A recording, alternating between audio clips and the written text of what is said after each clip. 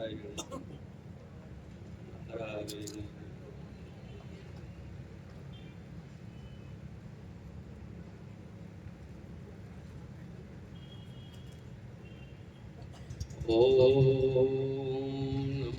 ब्रह्मादिभ्यो ब्रह्म विद्या संप्रदाय कर्तृभ्यो वंश ऋषिभ्यो महद्भ्यो नमो गुरुभ्यः। शंकरं शंकराचार्यं केशवं वादरायणं श्रोत्रभाष्यकृतो वन्दे भगवन्तो पुनः पुनः। प्रशान्तभावं शिवमद्वितीयं प्रदायकं मुक्तिमखण्डबोधम् प्रणाशकं मोहमदादिदोषान् प्रणमान्तं सद्गुरुवामदेव।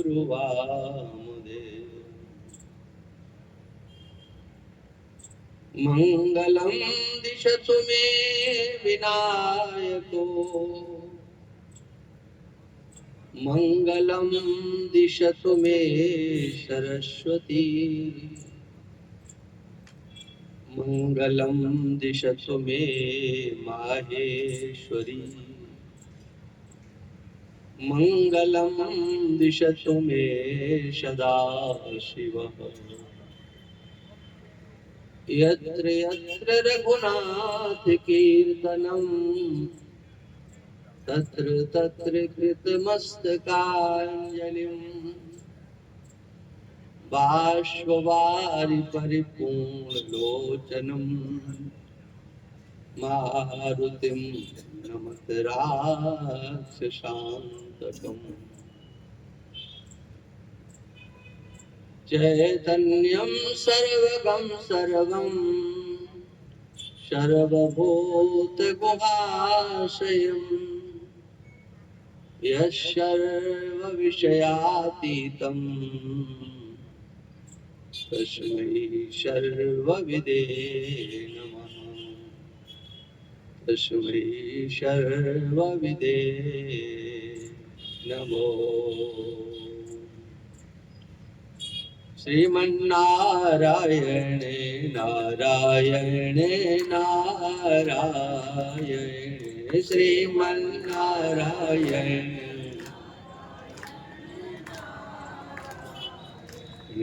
भजमन्नारायणे नारायणे नारायणे भजमन्नारायणे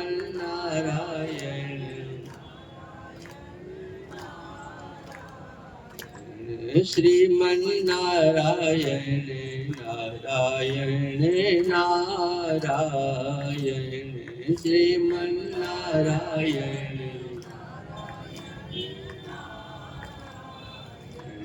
भजमन्नारायणे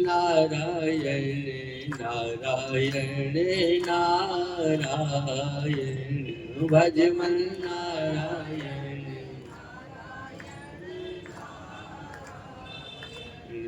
बद्री नारायणे नारायणे नारायण बद्री नारायणे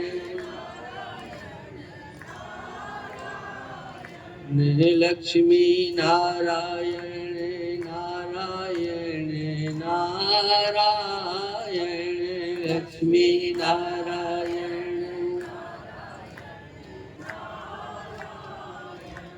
श्रीमन्नारायणे नारायणे नारायणे श्रीमन्नारायणे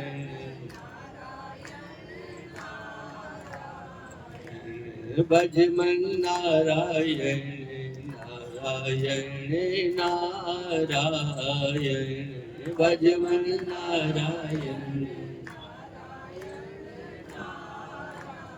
बोलिए सच्चिदानंद भगवान श्री बालाजी महाराज की, सत्य सनातन धर्म की। नमः पार्वती पते हर हर महादेव।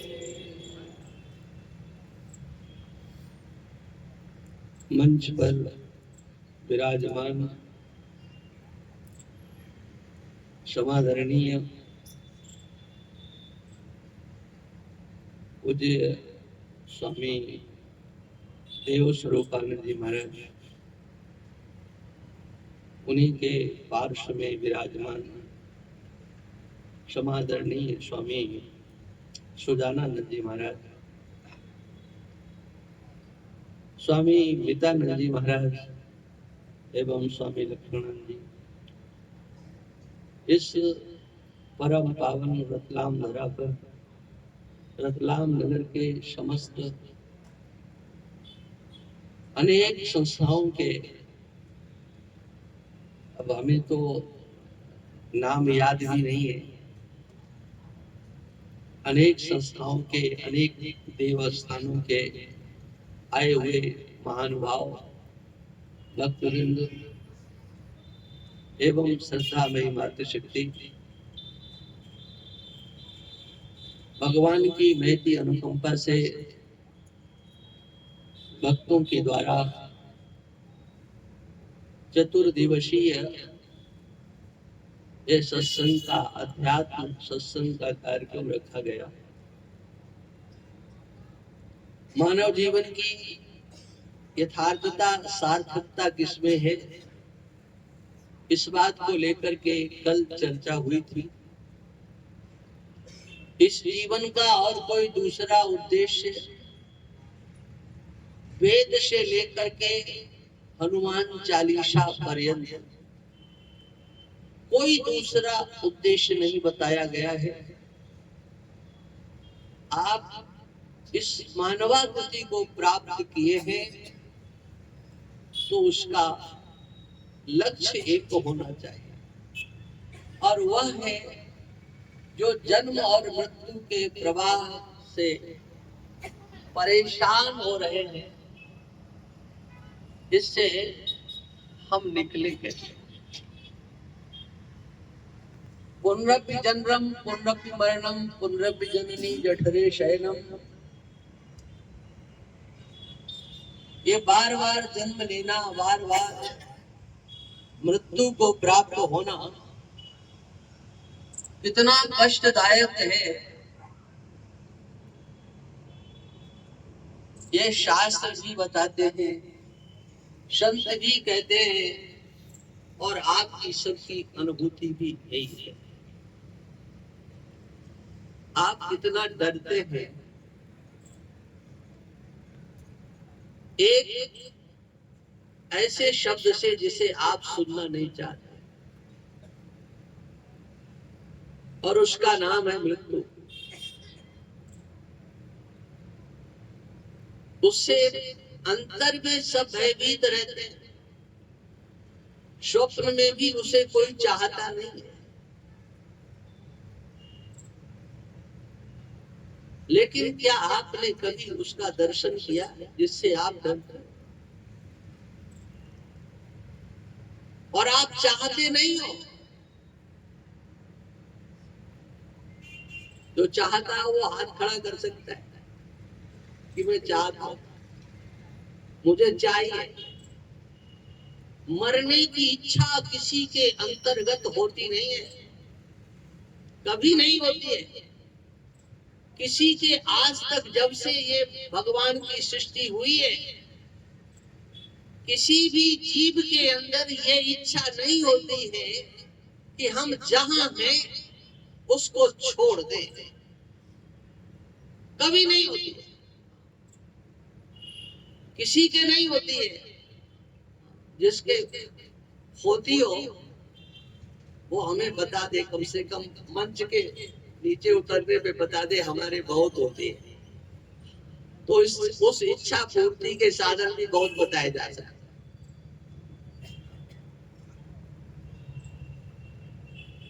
एक बार एक माता जी थी, तो उन्होंने कहा कि आप कोई ऐसा अनुष्ठान बताओ कि जिससे ये हमारा शरीर जल्दी छूट जाए।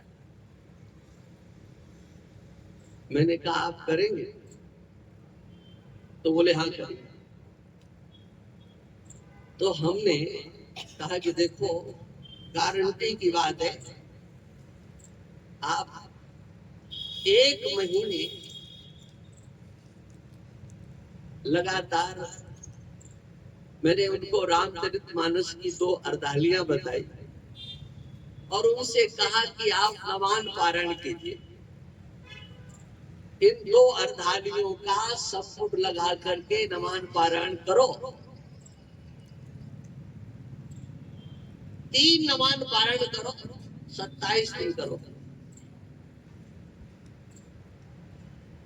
बोले काम हो जाएगा? मैंने कहा हो जाएगा। नवान पारायण करना है, संपुटित करना है। हमने बता दिया उनको, लेकिन सच्ची बात यह है कि उन्होंने किया नहीं।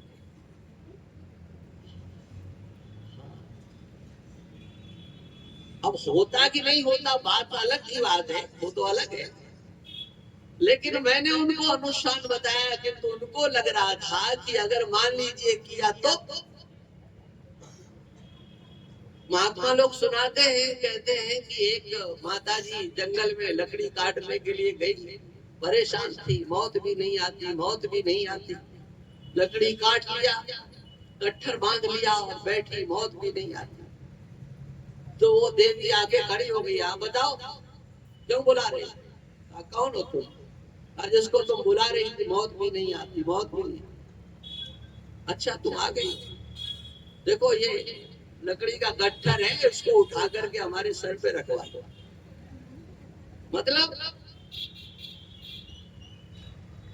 कहना हमको ये है कि एक ऐसा सच जिसे आप कभी नहीं चाहते हो, कोई नहीं चाहता है, कैसा भी हो नहीं चाहता है। और आपकी बात नहीं करता हूं मैं, इस समग्र ईश्वर की सृष्टि की जीव की बात करता हूं। जो जीव जहां है वहां पर संतुष्ट है, हम बहुत अच्छे हैं।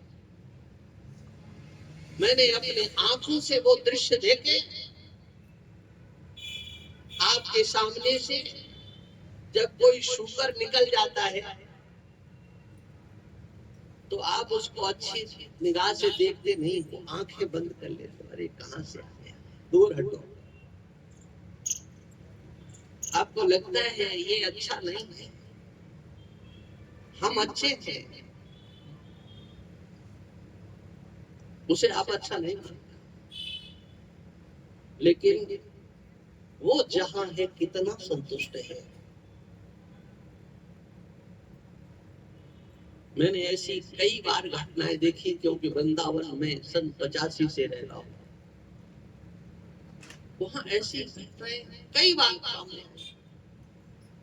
एक वहां पर एक मोहल्ला है जहां पर सफाई कर्मचारी रहते हैं। वो उन सूकरों को पालते हैं, अच्छे से अच्छा भोजन कराते, खिलाते हैं, रोटी खूब खिलाते हैं। लेकिन वो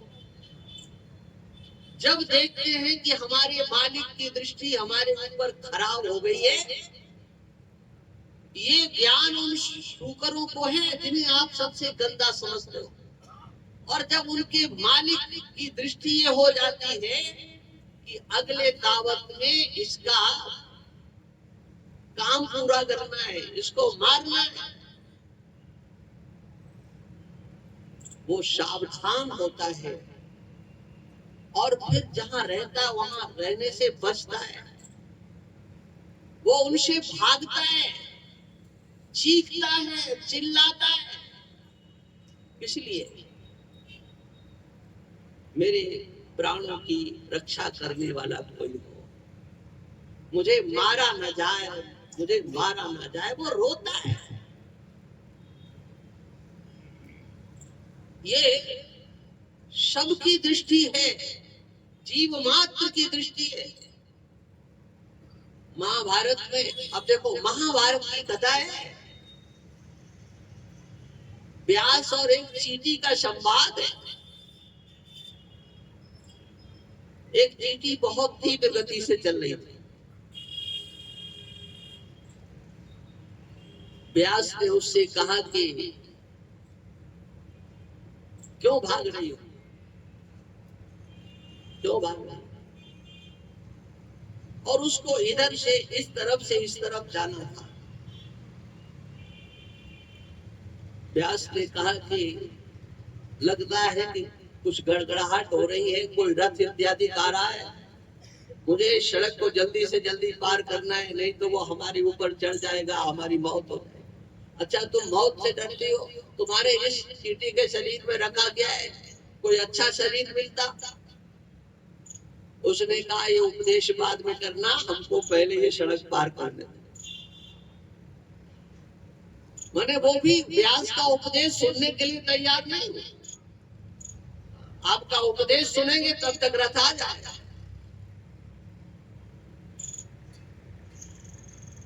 ये भय सबकी बुद्धि में बैठा हुआ है, लेकिन एक सच्चाई और बताओ, आपके अंतर में क्या ये इच्छा है कि मैं मर जाऊं, मैं मरूं? ऐसी भावना किसी के अंतर है? नहीं है। आपकी बुद्धि में एक ओर बैठा हुआ है मृत्यु का भय, दूसरी ओर आपकी बुद्धि में ये बैठा हुआ है क्या कि मैं मरूं नहीं। ये दोनों बातें आप अपने बुद्धि के अंतर देखें। मैं मरूं नहीं, ये इच्छा सबके अंदर है, और मैं मरूंगा ये भी है, सबके अंदर बैठा हुआ है। और ये दोनों स्थितियां कहीं किसी उपदेश से नहीं, ये स्वाभाविक है। जो सत्संग में जाते हैं या जो नहीं जाते हैं, शुभ कर्म करने वाले हैं या अशुभ कर्म करने वाले हैं, कोई उसमें अंतर नहीं आता है। ये स्थिति सबके अंतर में एक जैसी बैठी हुई है। और वो वास्तविकता क्या है? सत्य यही है। देखो, ये अध्यात्म प्रवचन है। मैंने कल भी कहा था और आज फिर कह रहा हूं, अध्यात्म प्रवचन में जो सत्य है उसको सामने रखा जाता है। वह रखा जाता है जिसे समाज का कोई व्यक्ति, कोई स्वजन, कोई संबंधी उस सत्य को आपके सामने रख नहीं सकता। संसार में किसी की हिम्मत नहीं है कि वो जिससे प्रेम करता है उसके सामने उस सत्य को परोस सके, कभी कह सके। भगवान को सर्वस्व मानने वाले, भगवान की भक्ति करने वाले, नाम संकीर्तन करने वाले, उनके अंतर की इतना साहस नहीं होता है कि वो सत्य को अपने स्वजन संबंधियों से कह सके। वो सुना सके, नहीं सुना सकते। भगवान सर्वोपरि है। भगवान का भजन करना अच्छा है, ये कौन नहीं जानता है? जानते हैं। लेकिन अपने स्वजनों से क्या कभी कहा जाता है कि भगवान का भजन करना अच्छा होता है?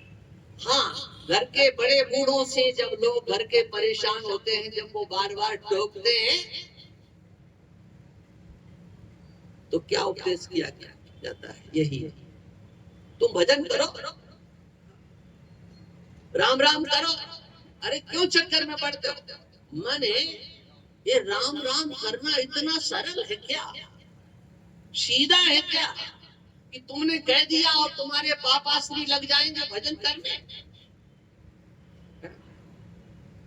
घर के बच्चे यही कहते हैं, अरे तुम्हारा तो भजन करने का समय है, क्यों फालतू के चक्कर में पड़ते हो, बैठ करके जा करके भजन करो, मंदिर में बैठा करो। उनको कहा जाता है जो बिना मतलब के होते हैं, लगता है अब ये किसी मतलब के नहीं है, तो उनको ये उपदेश संसार के लोग करते हैं कि अब तो इनके मतलब का एक ही काम रह गया है, क्या? ये भजन करे। उनको भजन करने के लिए कहा जाता है, वो किसी मतलब के नहीं है।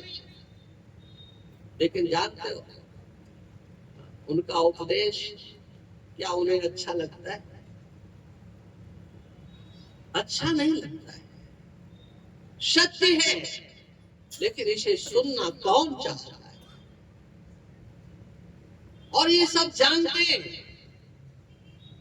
चिल्ला चिल्ला करके बोलते हैं। जब इस स्मशान की ओर लेकर चलते हैं तो एक नारा दिया जाता है, राम नाम। कितनी जोर से कहते हुए राम नाम सत्य है, लेकिन कितनी देर तक कहा जाता है ये सत्य है। किसके लिए सत्य है? पशुओं के लिए, पक्षियों के लिए, या आपके लिए? ये सत्य है। भगवान सत्य है, भगवान का नाम सत्य है। जब आपकी ये धारणा बन चुकी है कि भगवान सत्य है, भगवान का नाम सत्य है, तो बताओ इस पर आप कितने कायम हैं, कितने आप टिके हुए? क्या वास्तव में भगवान सत्य, भगवान का नाम सत्य, ये आपकी बुद्धि में बैठ गया है? और इस वाक्य में एक अर्थ अपने आप निकलता है कि भगवान सत्य है, भगवान का नाम सत्य है, तो उसके अलावा क्या है? उसके अलावा जो कुछ भी है वो क्या है भाई? सत्य तो एक ही होता है, सत्य दो नहीं होते हैं। नहीं सत्यम नानात्म, सत्य में नानात्म नहीं होता है कि ये भी सत्य है, ये भी सत्य है, ये भी सत्य है। सत्य अनेक प्रकार का नहीं होता है। सत्य तो वह है जिसमें कोई परिवर्तन नहीं। पूछा गया 2 और 2 कितने होते हैं? तो उत्तर आया 4.25, 4.5, 4.25। और एक ने उत्तर दिया 4। तो बताओ कौन सा उत्तर सही माना जाएगा? बोले जिसने 4 कहा। तो जो दूसरे थे वो भी ये कह सकते हैं कि अभी 4 तो हमने भी बोला है। क्या? अरे इन्होंने 4 बोला है, लेकिन हमने तो 4.25 बोला। दूसरा कहेगा हमने 4.5 बोला, तीसरा कहेगा हमने 3.25 बोला, लेकिन उत्तर सही नहीं हो सकता है। सत्य वह होता है जिसमें बाल के अग्रभाग के भी जाने की गुंजाइश नहीं होती है। ये श्रुति का वचन है, नहीं सत्यम नानात्म। सत्य में नानात्व नहीं होता है, सत्य तो सत्य होता है। और सत्य वह होता है जिसको मनुष्य की बुद्धि स्वीकार करती है। आपके पास वह बुद्धि है जिस बुद्धि में सत्य को ग्रहण करने की सामर्थ्य है।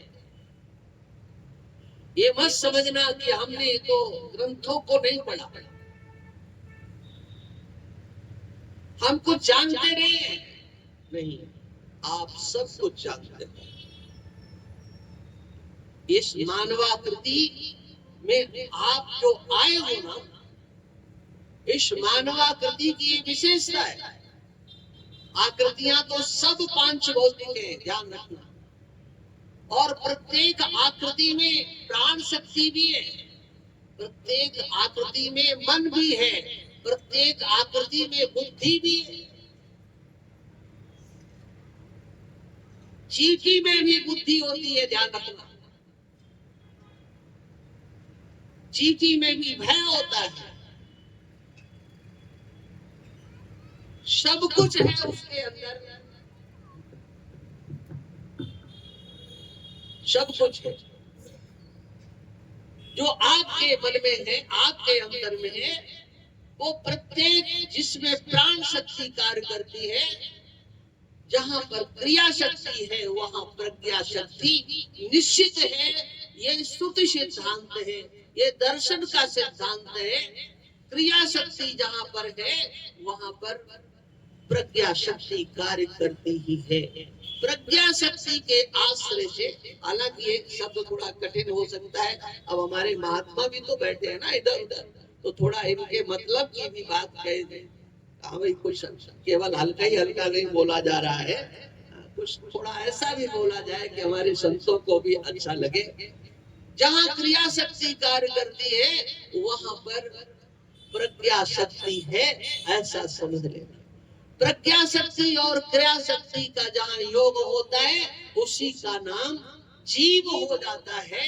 लेकिन जहां पर क्रिया शक्ति को शिथिल करके प्रज्ञा शक्ति का योग किया जाता है, प्रज्ञा शक्ति का आश्रय लिया जाता है, साधना किया जाता है, वो एक साधन क्षेत्र केवल मानवाकृति है। मानवाकृति के सिवा प्रज्ञा शक्ति का पूर्ण विनियोग, पूर्ण प्रयोग कहीं पर नहीं किया जा सकता है।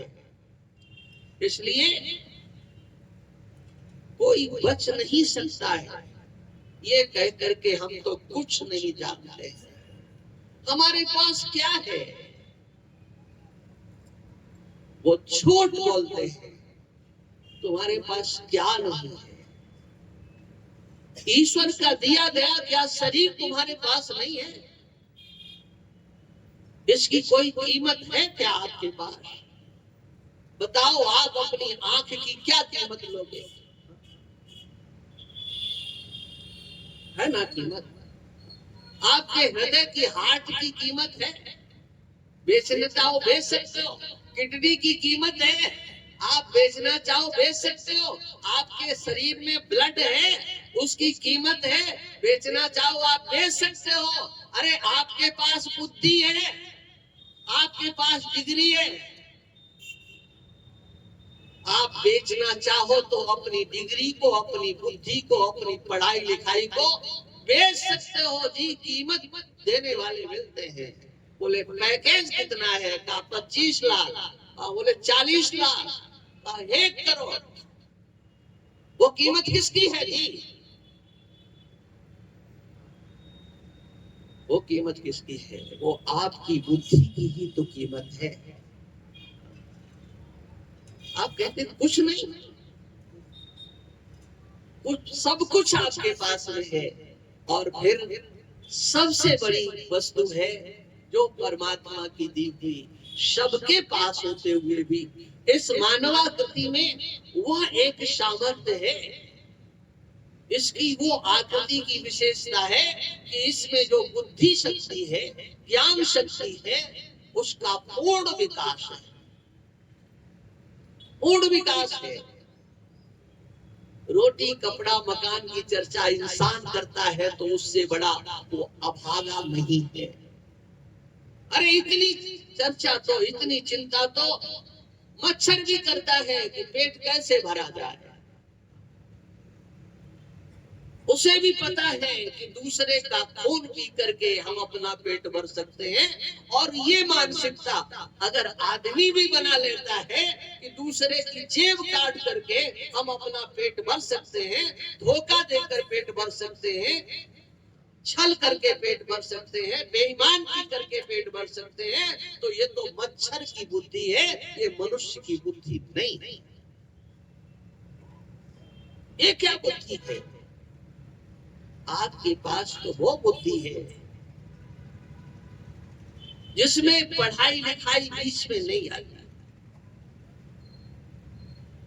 जिसमें गरीबी अमीरी बीच में नहीं आती है, समाज का विभाजक जो मापदंड होता है वो बीच में नहीं आता। ये अमुक बस्ती का है,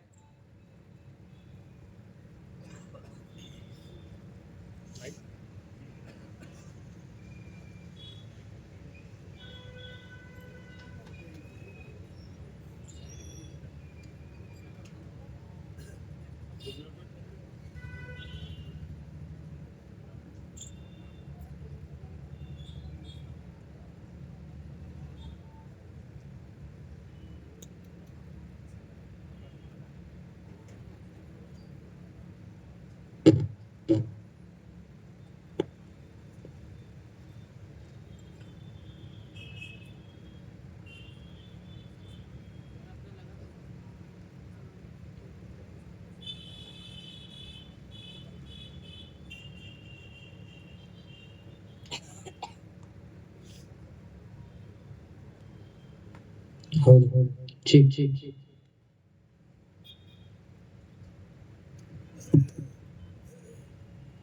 नारायण, कुछ व्यवधान आ गया, व्यवधान में धारा तो टूटती है।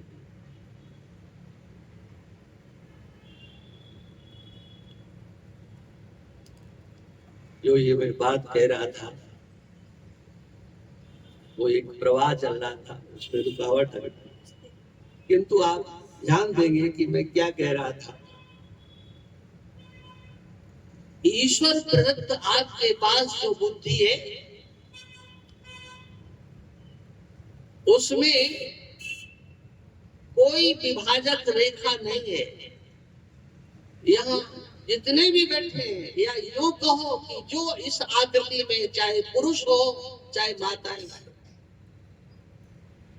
सबके पास वह प्रज्ञा शक्ति ईश्वर प्रदत्त है, स्वाभाविक रीति से है आपके पास। उस बुद्धि को किसी से लेना नहीं, ये मानवाकृति की विशेषता है। खाना पीना सोना चलना फिरना ये तो सब में है, लेकिन आपके पास जो हृदय है, आपके पास जो बुद्धि है, उसकी कीमत बहुत है। श्रीमद् भागवत एकादश स्कंद में दत्तात्रेय भगवान यदु जी महाराज को उपदेश करते हुए कहते हैं, ईश्वर के संकल्प से ईश्वर की माया ने सृष्टि की। अपंचीकृत पंच महाभूतों से लेकर के इस समग्र स्थूल रचना में भगवान को प्रसन्नता नहीं, ये भागवत में लिखा हुआ है।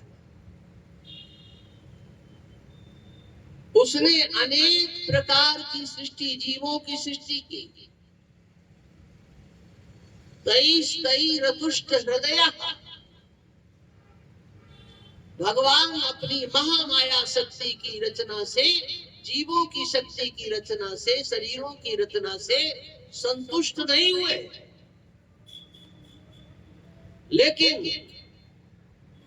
जब इस मानवाकृति की रचना उस महामाया के द्वारा की गई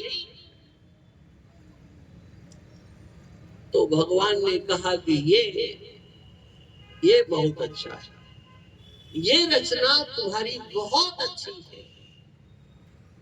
सभी शरीर पांच भौतिक है, सभी शरीरों में एक ही आत्मा विद्यमान है, एक ही जीव है, अलग अलग नहीं है। लेकिन वह जीव जब इस मानवाकृति को प्राप्त कर लेता है तो उस समय उसकी वह ईश्वर प्रज्ञा है, भगवत प्रज्ञा है, उसका वहां पर दर्शन होता है। दत्तात्रेय भगवान कहते हैं, यदु ये जो मानवाकृति है ना, इसमें ऐसी बुद्धि है कि ईश्वर भी इसको देख करके प्रसन्न हो गया। अरे इस आकृति में तुम आ गए हो, तुम मुझे मिल सकते हो, तुम मुझे प्राप्त कर सकते हो। ब्रह्मावलोक धिषणम मुदमापदेव सृष्ट्वा पुराण विविधान जयात्म सत्या वृक्षान् सरीसृप पशून् खगदंसमस्या तैस्तैरतुष्ट हृदया पुरुषं विदाय ब्रह्मावलोकधिषणं मुदमापदेवः। ये वह आकृति है जिस आकृति की स्थिति को देख करके भगवान नारायण, या आप जिसे अपना इष्ट समझते हो, शिव, या और जो आपके इष्ट हो, जिनसे आप प्रेम करते हो, इस आकृति को देख करके वो प्रसन्न हो गए। मुदमापदेवः, प्रसन्नता को प्राप्त। क्यों? ब्रह्मावलोकधिषणम्, ब्रह्म स्वरूप मुझ परमात्मा का साक्षात्कार करने की सामर्थ्य है मनुष्य के अंदर, और इसमें गरीबी, अमीरी, ऊंच नीच जो भी रेखाएं खींची जा सकती हो, खींच लो, उसमें कहीं किंचित मात्र भी कोई विभाजक रेखा नहीं है।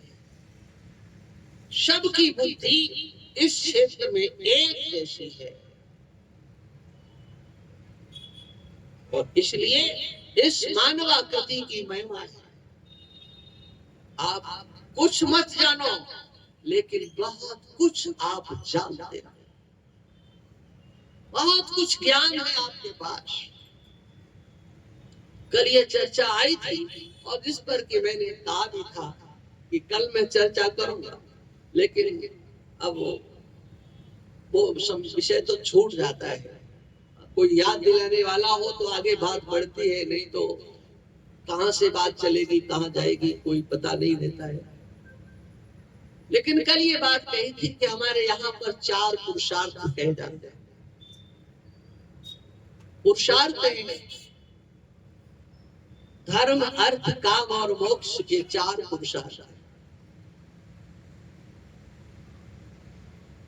पुरुषार्थ का अर्थ होता है पुरुष जिसे चाहता है।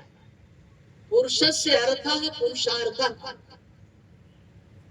पुरुष का जिससे प्रयोजन सिद्ध होता है। अर्थ शब्द का अर्थ प्रयोजन भी होता है। क्या प्रयोजन है, क्या अर्थ है, क्या मतलब है, ये हिंदी में बोल दिया जाता है।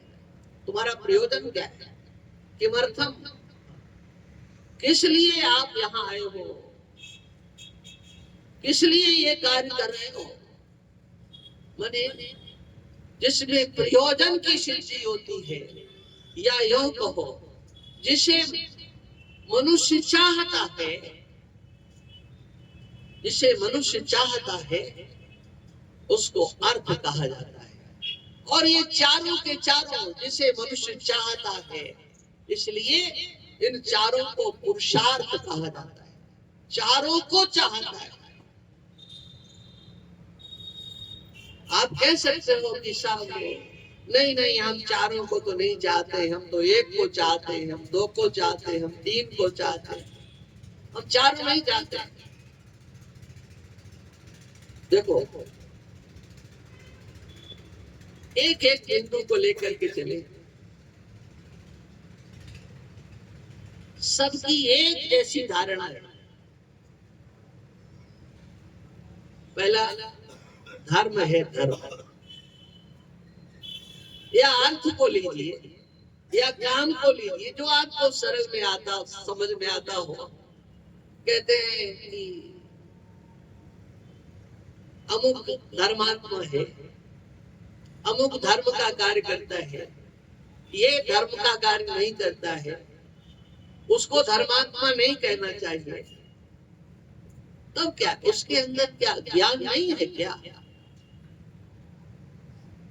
एक धर्म शब्द को ही आप लीजिए, वो धर्म का ज्ञान बोले एक गरीब लोगों के पास नहीं होता है, मनुष्य वह है जिसके पास धर्म का ज्ञान होता है। और भगवान कृष्ण ने मनुष्य के लिए ये कहा है क्या? स्वधर्मे निधनम श्रेय। जहां भगवान कहते हैं आत्मज्ञान से कल्याण होता है, भगवत शरणागति से कल्याण होता है, वहां भगवान ये कहते हैं कि आप अपने धर्म का पालन करो, और धर्म का पालन करते करते यदि इस शरीर का त्याग हो जाता है तो आपका कल्याण हो जाएगा, आपका हित तो हो जाएगा। स्वधर्मे निधनम श्रेय। और तब ये बात सामने आती है कि आखिर में स्वधर्म है क्या, हमारा धर्म है क्या, मनुष्य का धर्म है क्या? हम तो जानते ही नहीं, हमें तो कुछ पता नहीं,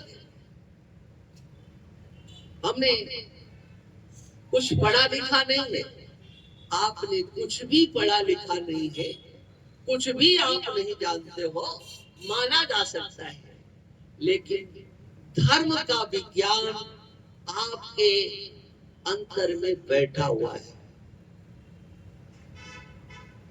एक वो बाह्य धर्म होता है जो स्मार्त धर्म जिसको कहा जाता है, जिसको यज्ञानुष्ठान इत्यादि व्यवस्थाओं के अंतर्गत किया जाता है, वो एक बाह्य धर्म होता है, वो व्यष्टि धर्म होता है। और एक आंतर धर्म होता है जो समष्टि धर्म होता है। और आंतर धर्म के बिना वह बाह्य धर्म भी संपन्न नहीं हो सकता। उस बाह्य धर्मानुष्ठान को संपन्न करने के लिए आंतर जो समष्टि धर्म है, माने जिसका सबसे प्रेम, सब जिससे प्रेम करते हैं, जिससे जिसको सब चाहते हैं, ऐसा वो धर्म। यहाँ पर जितने भी बैठे हुए सब ये कहते हैं कि हमको तो कुछ नहीं आता। सब कहते हैं, आप सब एक सोच से कह दो कि हमें कुछ नहीं आता, हम कुछ नहीं जानते, लेकिन आपके अंदर सब कुछ बैठा हुआ है।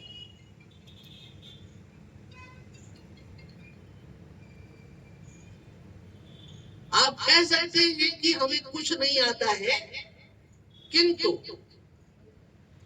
आपसे जब ये प्रश्न किया जाएगा कि बताइए आप सुखी होना चाहते हो कि दुखी होना चाहते हो, क्या उत्तर होगा? क्योंकि आप कुछ जानते तो नहीं, कुछ भी आपके पास ज्ञान नहीं है।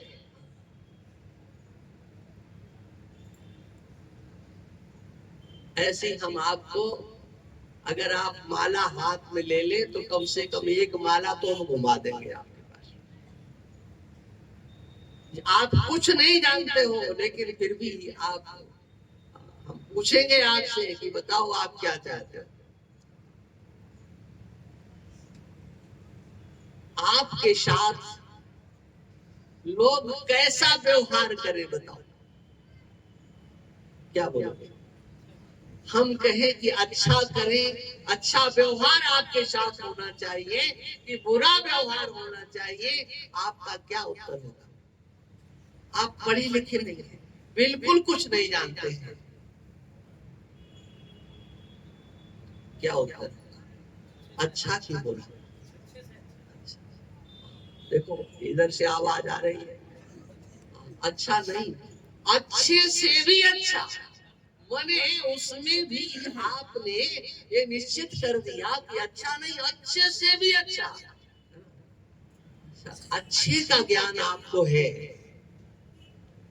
तो बुरे से भी बुरे का ज्ञान आपको। अच्छे से अच्छा जिसके पास ज्ञान है उसके पास ये भी ज्ञान होगा कि बुरे से बुरा क्या होगा। आपको अपने जीवन में बताइए, लाभ चाहिए कि हानि चाहिए?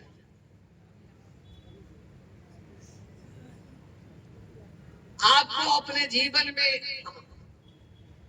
अब कितना हमने बताया ना कि अगर हम ये कहना शुरू कर दे, पढ़े लिखे आप बिल्कुल नहीं है, आप कुछ नहीं जानते हो, जो कह देते हैं ना क्या महाराज हम तो कुछ नहीं जानते, हम पढ़े लिखे नहीं है, ध्यान रखो आप झूठ बोल रहे हैं, आप सब कुछ जानते हो।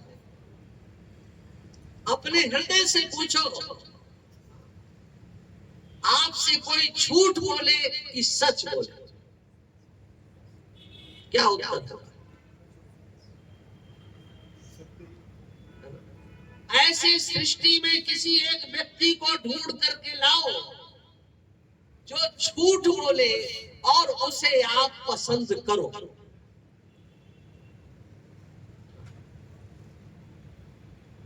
नहीं पसंद करोगे आप, कोई भी हो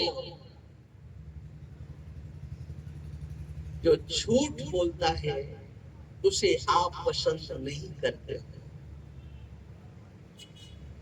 तो मतलब क्या है? आप झूठ से प्रेम नहीं करते हो, किससे प्रेम करते हो? सत्य से प्रेम करते हो। आप कुछ नहीं जानते हो लेकिन अंतर में आप सत्य के प्रेमी हो। और जानते हो पाप नाम की चीज कहीं पेड़ पे नहीं लगती है, ये आपके बुद्धि की ही उपज है पाप, और उसे आप उत्पन्न होने से रोक नहीं सकते। आपके इस बुद्धि से ही वो पाप निकलता है। और कैसे निकलता है? कल मैंने इसकी चर्चा की थी थोड़ी सी। कैसे निकलता है?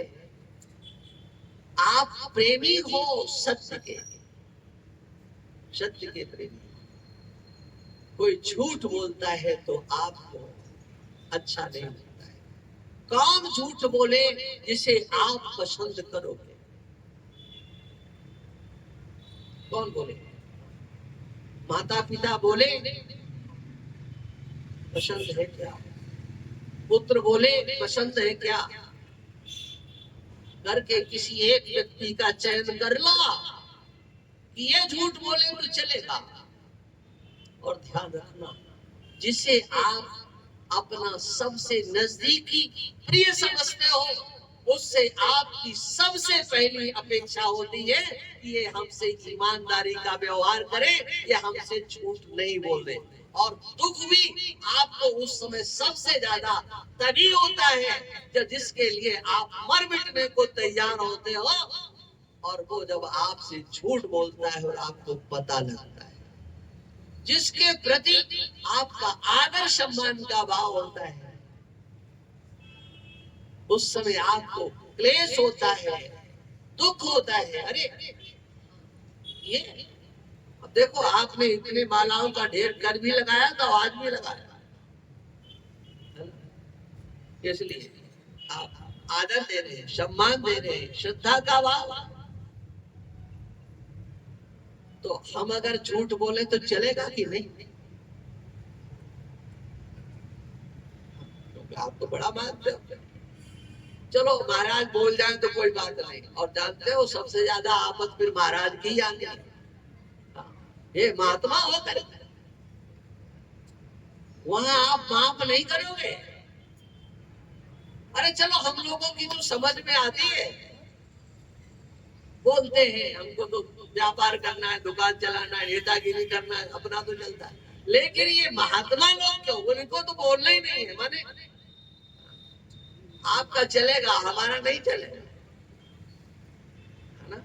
क्या है, भगवान भी अगर झूठ बोलेंगे ना, लीला के काल में आकर के भगवान भी अगर लीला करते समय झूठ बोल देंगे तो यही कहा जाएगा, अरे भगवान होकर के झूठ बोलते, भगवान होकर के इन्होंने छल किया, भगवान होकर के कपट किया।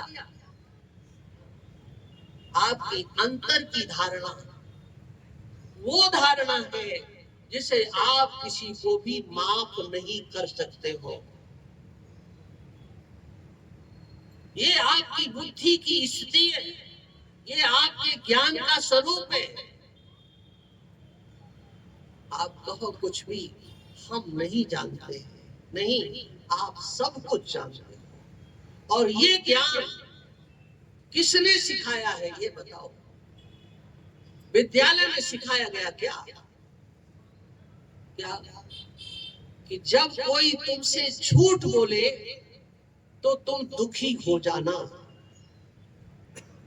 ये तो सिखाया जाता है क्या कि सत्य बोलना चाहिए, और उसकी बड़ी महिमा सिखाई जाती है। सांच बराबर तप नहीं, झूठ बराबर पाप, और जाके हृदय सांच है ताके हृदय। सब जानते हैं जितने बैठे, ये दुआ कबीरदास जी का है, लेकिन बड़ा प्रसिद्ध हो गया। जिसके हृदय में सत्य है,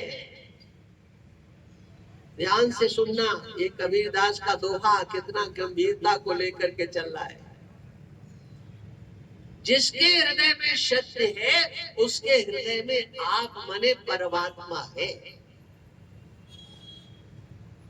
जहां सत्य है वहां परमात्मा है।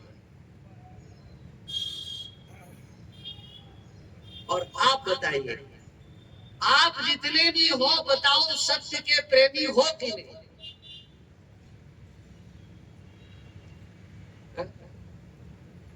सत्य के प्रेमी आप हैं कि नहीं?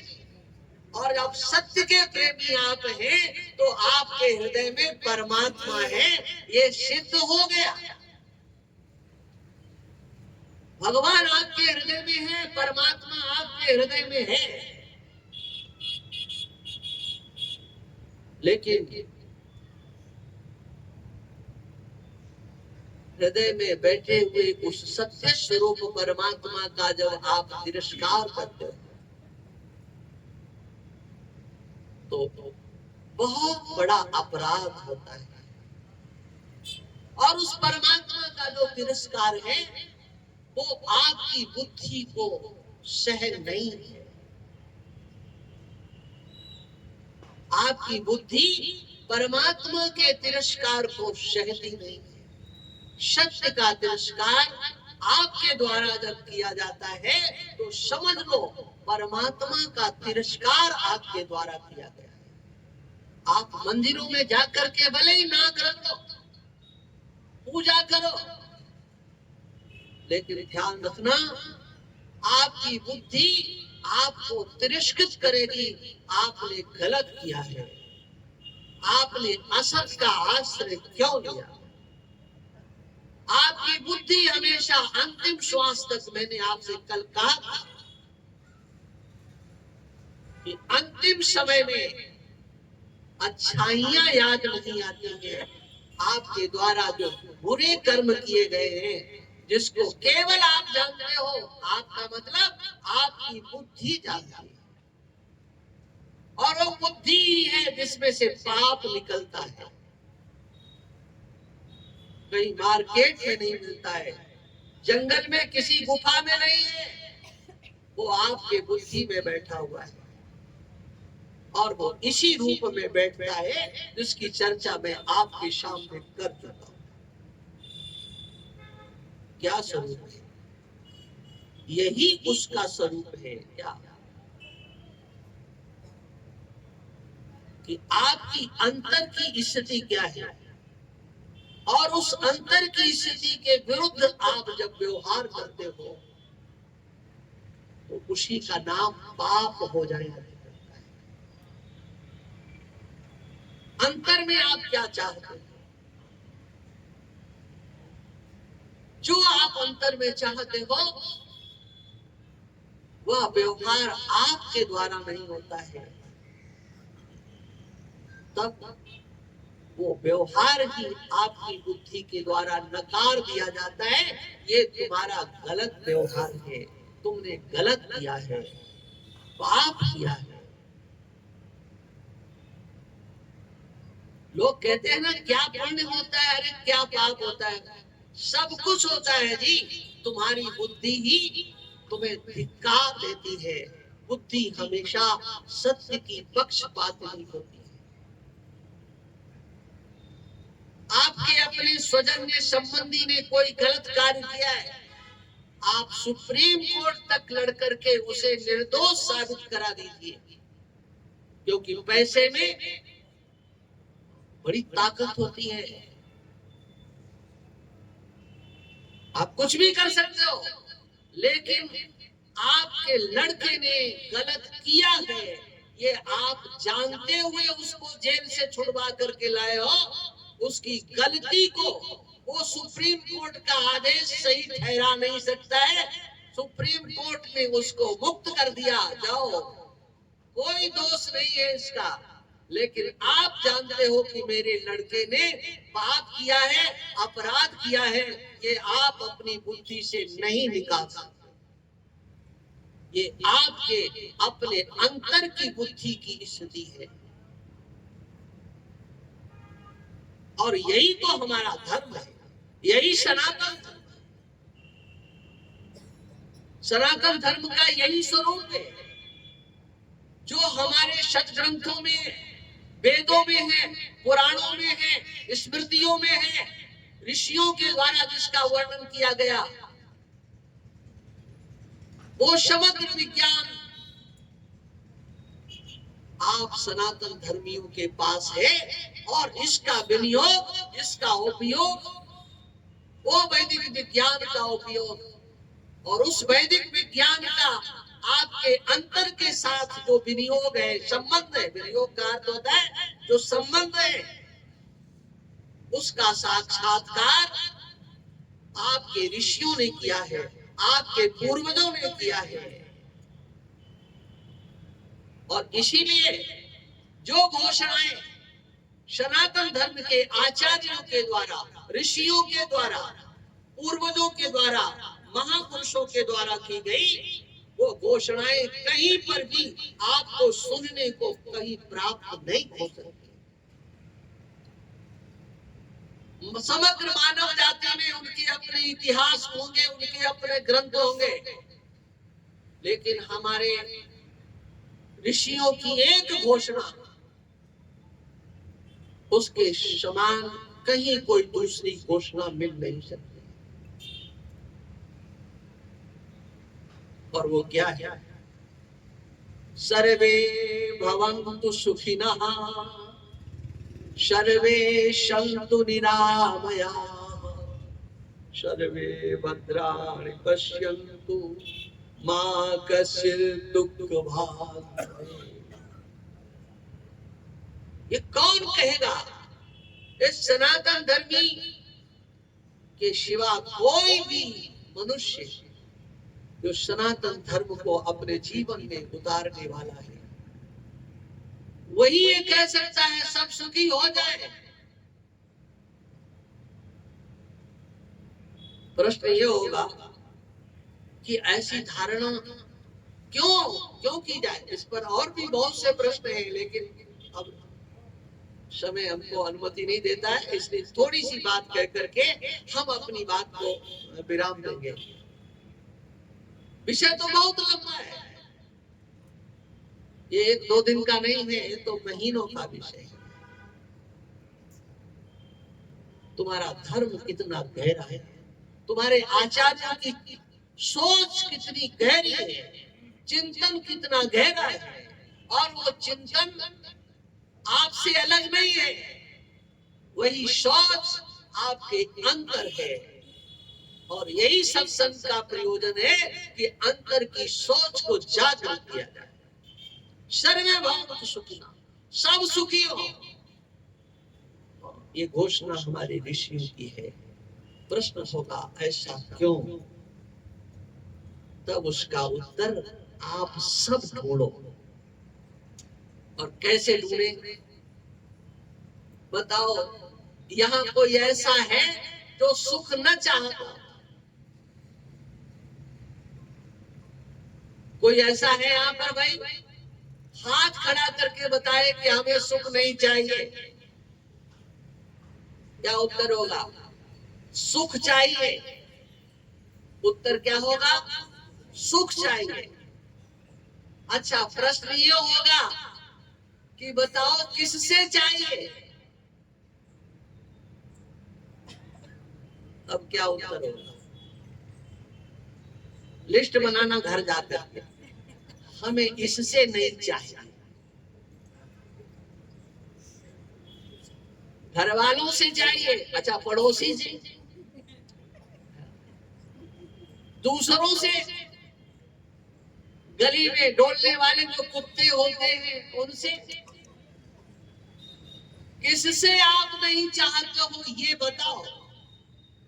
खोजना, रात में गहराई के साथ एक लिस्ट तैयार करना कि इससे हमको दुख मिल जाए तो हमें कोई शिकायत नहीं, कोई कष्ट नहीं है।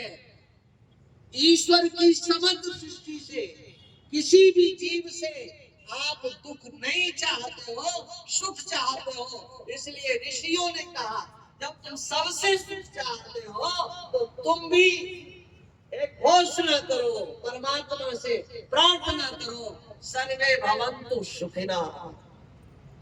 धर्म की, अधर्म का, प्राणियों में, विश्व का कल्याण, गो माता की, गो हत्या, सत्य सनातन धर्म की नमः।